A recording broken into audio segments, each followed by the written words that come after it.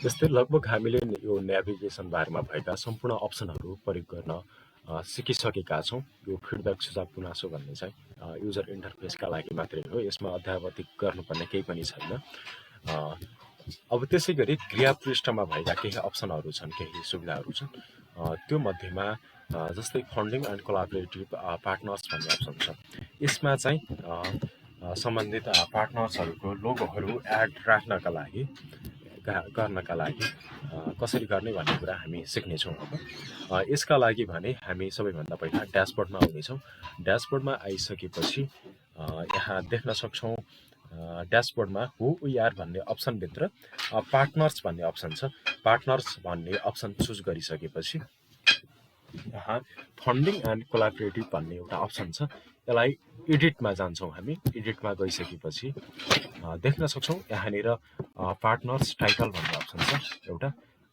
यहाँनिर त्योभन्दा तलपट्टि logos of partners भन्ने अप्सन छ, जहाँ गएर हामीले अघि ग्यालरीमा सामग्री तस्बिर सामग्रीहरू एड गरे जस्तै यहाँनिर पनि हामीले पार्टनर्सहरूको लोगो फाइलहरू लोगोहरू यहाँ चाहिँ इमेज तस्बिरहरू फोटोहरू होइन कि लोगोहरू चाहिँ एड गर्नेछौँ। मानौ यो लोगो हो भने हामीले यसरी सेलेक्ट गरेर यहाँनिर लोगोलाई एड गर्न सक्नेछौँ।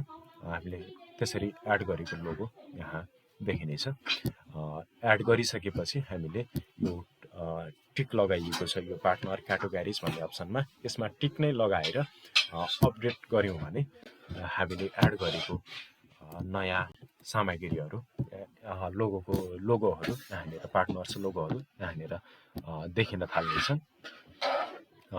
यसमा भने यति नै अप्सनहरू रहेको छ। यसमा क्रिया पृष्ठमा प्रोजेक्ट एरिया भन्ने अप्सन, प्रोजेक्ट एरियालाई परिवर्तन गर्यो भने यहाँ परिवर्तन स्वतः हुनेछ। त्यसै गरिकन केस स्टोरी भन्ने अप्सनमा हामीले जब यो मिडिया नोटिसमा भएको केस स्टोरीमा कुनै नयाँ सामग्री थप्यौँ भने आफै नै यहाँनिर ती सामग्रीहरू नयाँ देखिन थाल्नेछन्। त्यसै गरिकन केनफिट लेटेस्ट एक्टिभिटिज भन्ने अप्सन छ। यहाँनिर पनि हामीले उक्त ग्यालरीलाई यहाँ यो ग्यालरीभित्र भएको यो फिचरेड एक्टिभिटिजलाई अध्यावधिक गर्यो भने यहाँ देखिन थाल्नेछन्। त्यसै गरी लेटेस्ट न्युज भन्ने छ। यो न्युजभित्र हामीले कुनै सामग्री एड गऱ्यौँ भने यहाँनिर उक्त सामग्रीहरू देखिहाल्नेछन्। यहाँनिर एक्टिभ प्रोजेक्ट भन्ने अप्सन भने हामीले एउटा अघिल्लो भिडियोमा सिकिसकेका छौँ, त्यो भिडियोबाट सकिनेछ।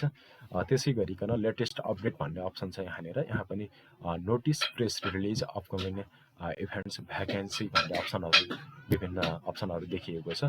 यो अप्सन भनेको यसमा क्लिक गरेर आउँदा देखिने सामग्रीहरू हामी होम पेजमै यसरी लेटेस्ट अपडेट सेक्सनबाट नै सबै कुराहरू एक्सेस पनि गर्न सक्छौँ। यहीँबाट थप हेर्न सक्छौँ।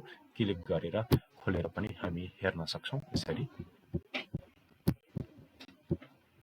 त्यसै गरी लगभग हामीले केनफिट वेबसाइटमा भएका सम्पूर्ण सामग्रीहरू अपडेट अध्यावधिक गर्ने, थप्ने, घटाउने, बढाउने, सम्पादन गर्ने, पब्लिस गर्ने लगायतका कुराहरू हामीले सिकेका छौँ। धन्यवाद।